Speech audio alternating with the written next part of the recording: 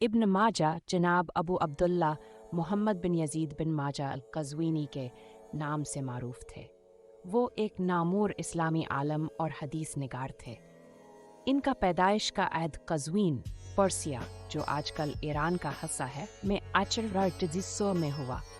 उनकी वफ़ात 1878 में हुई। इब्न माजा क्या की ज़िंदगी के इब्तदाई मराहल और तालीम के बारे में बहुत कम मालूमात हैं। उन्होंने अपनी ज़िंदगी के बड़े हिस्से को हदीस की तलाश में गज़ुह किया और इस्लामी दुनिया के मुख्तलिफ़ आलमों से इल्म हासिल किया। इब्न माजा ने अपनी तालीम मुख्तलिफ़ उलमा से हासिल की, जैसे कि इमाम अहमद बिन हनबल, इमाम बुखारी और इमाम मुस्लिम और दूसरों में शामिल हैं। इब्न माजा की मारूफ किताब सुनन इब्न माजा हदीस का एक बड़ा मजमुआ है जो सुन्ना सलामी में शमूलियत रखता है। ये हदीस का मजमुआ तकरीबन 60 हदीसों को शामिल करता है जो मुख्तलिफ शरीयती, अखलाकी और रूहानी मसाइल पर मबनी हैं। इनका मजमुआ इनकी महक़क़ीनी, हम मनसूब हैबंदी और काबिलात माद रवायत की कोशों की जैसे कुदरती तौर पर मारूफ है। इनकी ज़िंदगी के अलावा इब्न माजा की परहेज़गारी, तवाज़ा और इस्लाम के हवाले से अमीक़ अलाक़ामंदी का भी जिक्र किया जाता है। इन क़वाने के उलमा और दीनी तालीमात में इनकी मार्फत और उनके खिदमात के लिए इनके असर के उलमा की तरफ से गहरी इज़्ज़त हासिल हुई। इब्न माजा का वर्सा इस्लामी दुनिया में शादी से माना जाता है, जबकि इनकी हदीस की किताब इस्लामी उलमा और तलबा के लिए एक अहम ज़रिया रही है। इनकी दीनी रवायात की मुहाफ़िज़त और मुंतक़ली के लिए इन्होंने हदीस की रवायात को महफूज रखा, जो आने वाली नस्लों के लिए माया रिएप्शन है, जिन्नत के दरवाजे खुल जाते हैं और दोज़ख के बंद हो जाते हैं।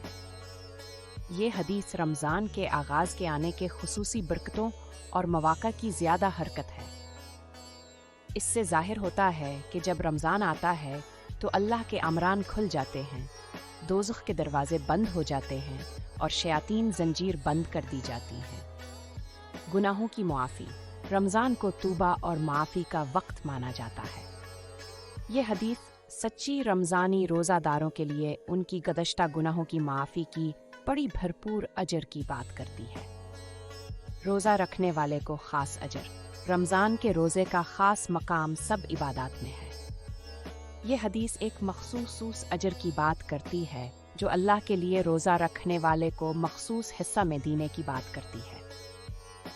अच्छे सलूक की अहमियत, रमज़ान में रोज़ा रखना सिर्फ खाने पीने से महरूम रहने का मौनी नहीं है। ये हदीस मुसलमानों को संग भरने और अच्छे अखलाक का ताल्लुक़ रखने के लिए वाज़ेह करती है।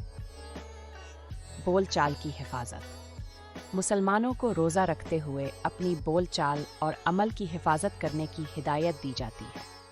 जन्नत के दरवाज़े, ये हदीस एक ख़ास दरवाज़ा आर रियान का जिक्र करती है जो जन्नत में है और सिर्फ रमज़ान के रोज़ा रखने वालों के लिए है। रोज़ा रखने की ख्वाहिश, रोज़ा रखना सिर्फ खाने पीने से महरूम रहने से काफ़ी नहीं है।